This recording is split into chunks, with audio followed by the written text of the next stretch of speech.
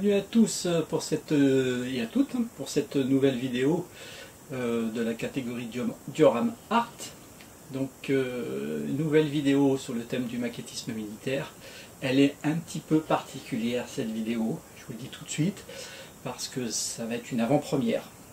Une avant-première pour tout le monde, parce que je vais vous présenter un diorama.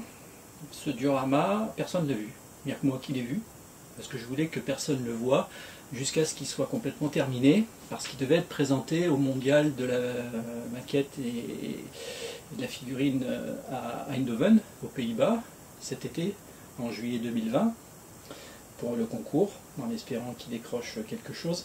Malheureusement, ça a été reporté à l'année prochaine cause Covid. Donc jusqu'à présent il était dans sa boîte, il sera présenté en avant-première à Maquette Expo, l'exposition qui se déroule au mois d'octobre, hier. Donc c'est pour ça que c'est un petit peu particulier, parce que déjà, personne ne l'a vu. Deuxièmement, c'est THE diorama, c'est-à-dire qu'il est... ça en jette, on va le dire comme ça. Et c'est la maquette qui, en 45 ans de maquettisme et de figurines, m'a demandé le plus de travail. Des défis techniques que j'ai voulu relever, que j'avais jamais relevés, qui sont assez bien réalisés. Donc c'est une maquette qui m'a demandé beaucoup de travail, qui se sont étalés sur 3 ans et demi. Donc voilà.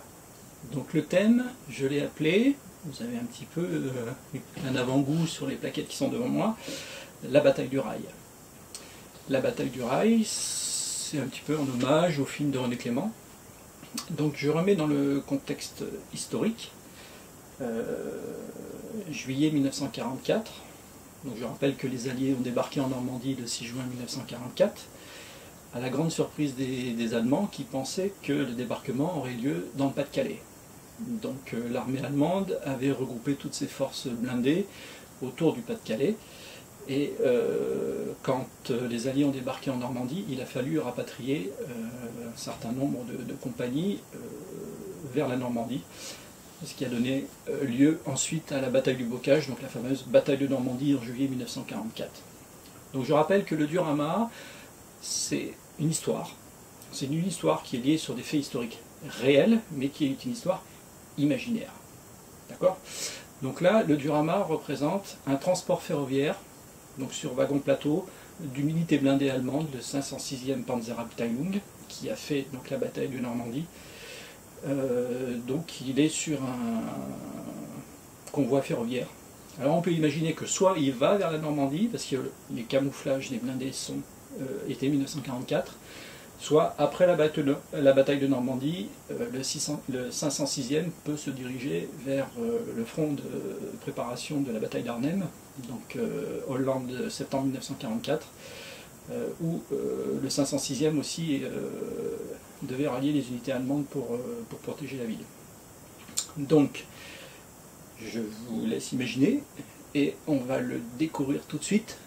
D'accord. Et je rentrerai un petit peu plus dans les détails sur la technique. Pas beaucoup, parce que ça serait assez long, mais sur les défis techniques plutôt. On regarde ça? Allez, la bataille du rail.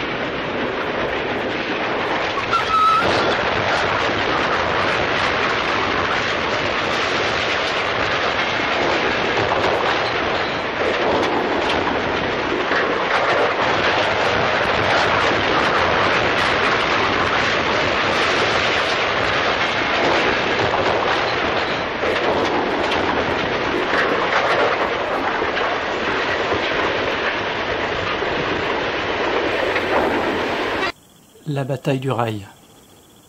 Ce que je ne vous ai pas dit en présentant la vidéo, c'est que ça représente un convoi qui a subi un sabotage de voie et qui déraille. Donc le diorama est assez impressionnant de par sa taille. Et voilà, ça représente donc un convoi allemand avec une locomotive blindée qu'on va détailler tout à l'heure, qui plonge dans le ravin avec son chauffeur qui malheureusement est éjecté. Un premier wagon plateau support d'un char Tigre 2 que l'on détaillera tout à l'heure. De la végétation. Et derrière un wagon plateau avec un char Tigre 1, donc du 506e Panzerabteilung, et derrière, donc le poteau est arraché, un tout petit bout de wagon plateau, on va essayer de détailler pourquoi, avec un semi-chenillé qui s'envole. Voilà. Et vous pouvez retrouver ici un brassard de résistant et le titre du diorama. On détaille ? Sous un autre angle, on va détailler ça sous une lumière un peu plus verticale, ça fera moins de jeu d'ombre. Voilà, où vous avez donc ce convoi et évidemment une locomotive à vapeur, ça fume. Donc, si on détaille, on va refaire un petit panoramique de cette façon-là.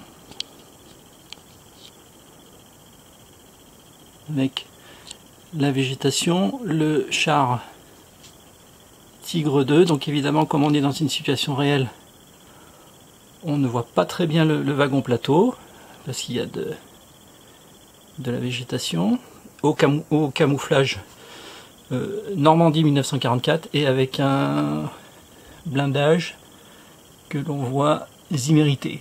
Pour les aficionados et ceux qui savent ce que c'est, la zimérite, c'est un revêtement antimagnétique qu'on remettait sur les parois verticales des blindés pour éviter que des mines magnétiques puissent se coller sur le blindé. La partie arrière du wagon avec des bidons d'huile, des bidons d'essence, des caisses qui volent dans tous les sens et deux figurines, donc deux personnages qui sont des équipages de blindés qui sont donc éjectés. Un, chose importante, le ventre en premier, et l'autre qui s'appuie sur son camarade, qui part le dos en premier. Un a revêtu la veste noire 1941-42, et le second a la tenue camouflée 43-44. Le deuxième blindé, sur le wagon plateau, donc char Tigre 1 zimérité de la même façon, avec les garde-boue qui ont été tordus, cabossés suite au combat. Ça, ce sont des techniques de maquettisme. Et évidemment, les deux blindés, comme dans les faits réels, sont recouverts de feuillage pour être camouflés. Vous pouvez voir aussi au passage le fil électrique du poteau électrique qui est arraché. L'arrière du wagon plateau, je détaillerai ce qu'on voit. Avec les caisses, les fûts, les jerrycans qui volent dans tous les sens, et notre petit blindé SDKFZ 251 aux couleurs camouflage Normandie 1944 qui est éjecté vers l'avant. Un petit panoramique sur la crête de la roche avec la végétation. Et si on veut détailler aussi un peu, on regarde la végétation du ravin, assez dense, donc chose importante quand on fait des arbres et de la végétation, c'est de ne pas tout faire de la même couleur. Il y a plusieurs tons de feuillage, il y en a qui sont mat, il y en a qui sont brillants, il y a des arbres morts, il y a des arbres jaunes, donc il faut vraiment diversifier la végétation. Donc si je détaille la locomotive, on voit que la locomotive n'est pas entière. Elle est coupée environ à la moitié. Comme si je vais sur l'arrière du diorama, on voit que, alors si on coupe un peu les arbres, hein, parce que c'est dense, le wagon qui supporte le petit blindé n'est pas entier. Cet effet, alors pourquoi on fait comme ça? Parce que ça donne un effet dynamique au diorama. Si la locomotive a été entière, on aurait eu l'impression que la locomotive était arrêtée dans le ravin. Elle n'était pas en train de plonger. Là, ça donne un effet de mouvement d'une locomotive qui plonge. Comme ce kit, j'ai pas voulu prendre un kit du commerce pour le détruire, je l'ai fait en scratch, la locomotive. C'est-à-dire que j'ai pris des morceaux de plastique, des profilés en plastique, des bouts de bois. J'ai réussi à trouver le plan d'une locomotive blindée allemande de cette époque et j'ai refait tout avec des petits morceaux de plastique. Je peux insister aussi sur le fait, alors on voit le bois qui chute du réservoir à bois, la réserve à bois. Tous les rivets ont été faits. Difficile à voir, il y a plein de petits rivets, voilà on les voit là ici. Donc j'ai fait tous les rivets. Petit bout de plastique par petit bout de plastique. Le chauffeur est éjecté.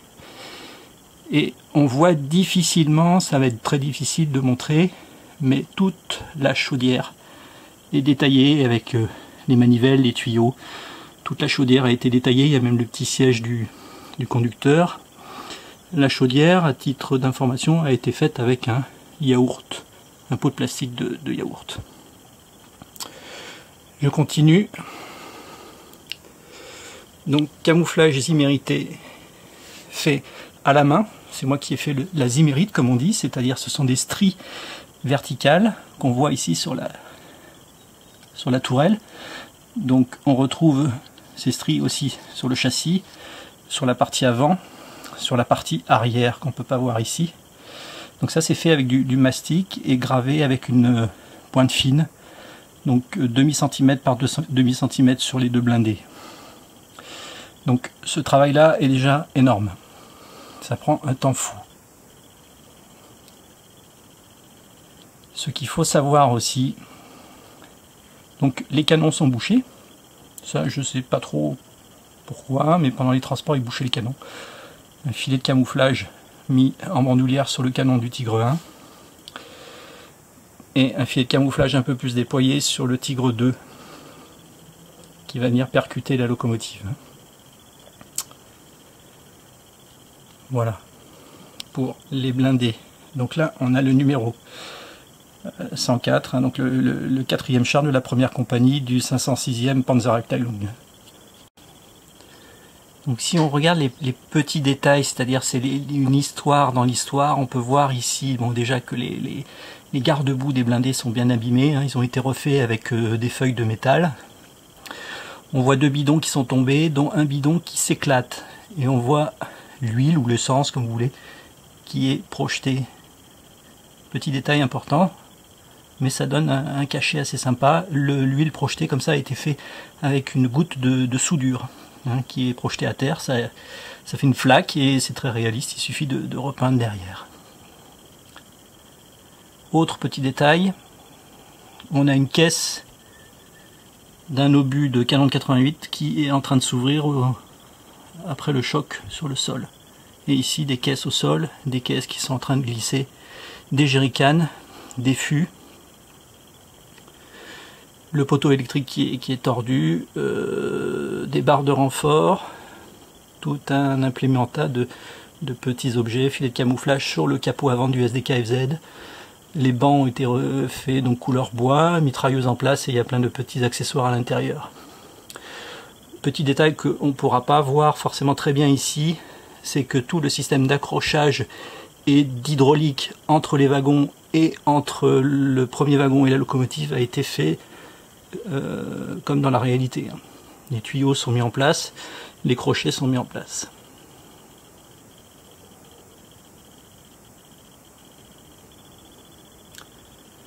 Donc une locomotive à vapeur, ça fume.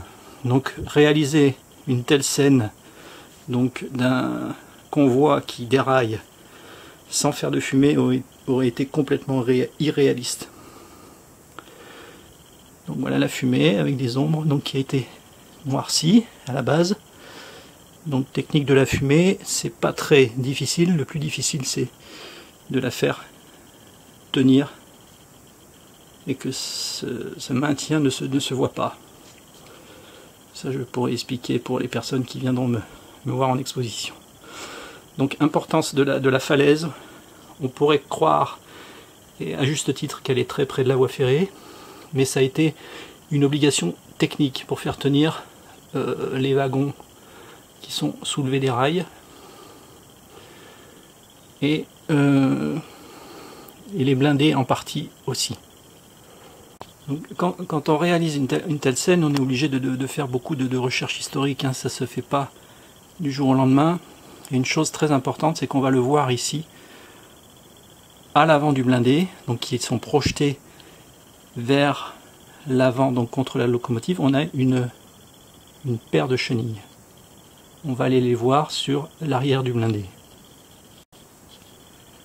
Donc sous le premier char Tigre, qui est un Tigre 2, on voit les chenilles donc, qui dépassent là, mais qui sont projetées vers l'avant. Et à l'arrière du Tigre 1, on voit ici une paire de chenilles. Alors il faut savoir que les chars, que ce soit des chars allemands ou d'autres nations, avaient des chenilles de combat, surtout après ici la bataille de Normandie. Ils sont équipés de chenilles de combat.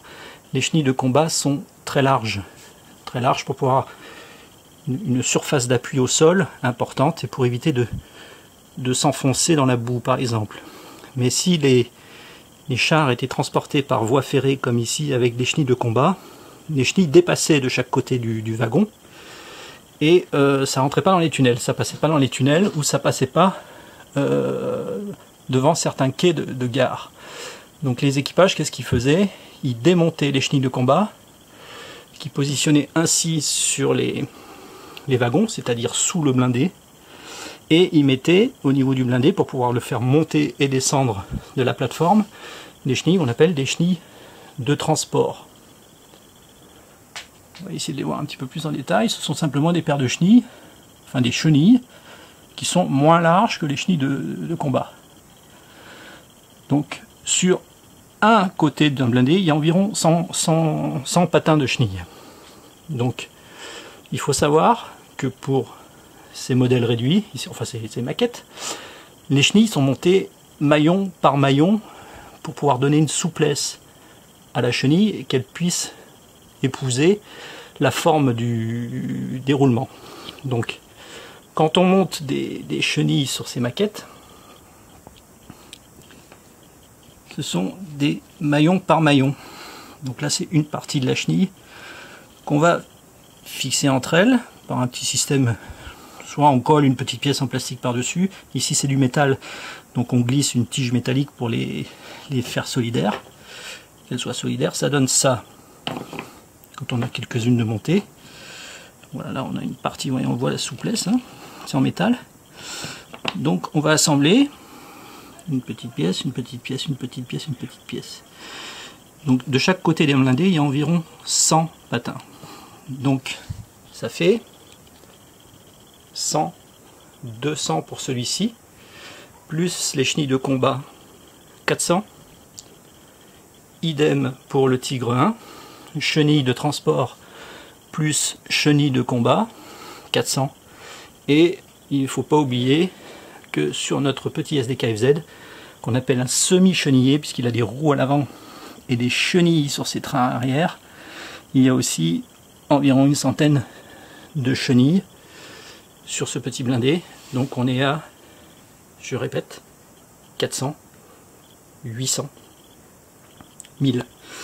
Donc je me suis amusé pendant un certain nombre de soirées d'hiver à monter ces chenilles. Voilà, celles-ci sont en métal, celles du petit semi-chenillé sont en plastique. Donc ce travail est, je vous le dis, énorme. Énorme parce que déjà il faut, avec une mini perceuse, il faut repercer tous les trous des petites pièces métalliques, il faut couper des morceaux de tiges métalliques, c'est astronomique comme travail. Mais le résultat est là. Voilà, pour ce gros travail technique de chenille. C'est le plus gros travail sur ce diorama. Le décor demande un énorme travail aussi, surtout au niveau des végétaux, mais je pourrais expliquer, c'est pas si compliqué que ça. Voilà le titre du diorama, La bataille du rail France 1944. Alors comme je le dis souvent, Un diorama, ça raconte une histoire liée à un fait historique réel, mais il y a une part d'imaginaire. Mais il faut rester très réaliste par rapport aux faits historiques. Donc ici, c'est donc des résistants français qui ont fait dérailler ce train. Et on ne voit pas malheureusement parce que c'est caché par les wagons et les blindés et la végétation. Mais les rails ont été effectivement démontés, donc déboulonnés, mis de côté. Enfin les rails de la voie, ce qui a entraîné le déraillement de la locomotive blindée et du reste du convoi. Et là on a notre chauffeur qui est éjecté. On voit pas très bien, mais il a le visage noirci par le charbon, quand même, il y a du travail. Et une petite histoire dans l'histoire, si on se rapproche du brassard FFI que j'ai mis en décoration sur la base du socle, et l'affiche, on voit ici, oh tiens, on voit une petite pioche qui est au pied de cet arbre. Un arbre qui est pas en bonne santé. Donc ça veut bien souligner par exemple que les résistants ont fui rapidement et ont laissé sur place une pioche un peu trop lourde à rapporter. Et c'est une petite parenthèse à la résistance française ici.